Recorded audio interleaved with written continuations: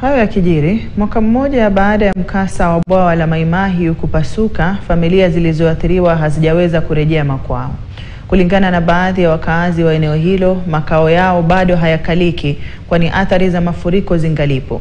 Wakizungumza katika kijiji cha Kamushira, wakazi hao wameitaka serikali kutimiza ahadi waliotoa ya kuwapa makao mbadala ili warejelee maisha yao ya kawaida.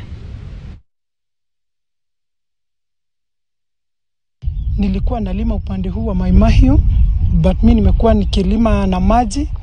Nilikuwa napanda vitu kama vitunguu, cabbage na mboga za kienyeji. But kutoka hiyo siku ya mkasa huu ulipokuja wa maji, hatujaweza kuwa tukilima chochote. Juu pipes zenye tulikuwa tunalima nayo tulikuwa tumetoa maji huko juu na zote zilienda na maji. So hakuna vile tumerudi kupanda ama kulima juu hatuna hiyo pipes za kurudisha maji huku ndio tuweze kulima. Na still shamba yenye tunakuja kulima imejaa mawe, mchanga ilienda. Unapata hata wenye wanajenga huku mchanga tu yenye wanatumia tu ni yenye ilikuja na maji. Sisi tunajaribu kuchimba, tunachimba ambao unakuta ni jiwe iko hapo, hakuna mchanga. So sisi shida yetu tunajiuliza, je, sisi tutarudi aje siku yenye tutarudi tukue wakaaji wa hapa, tukiwa watulivu?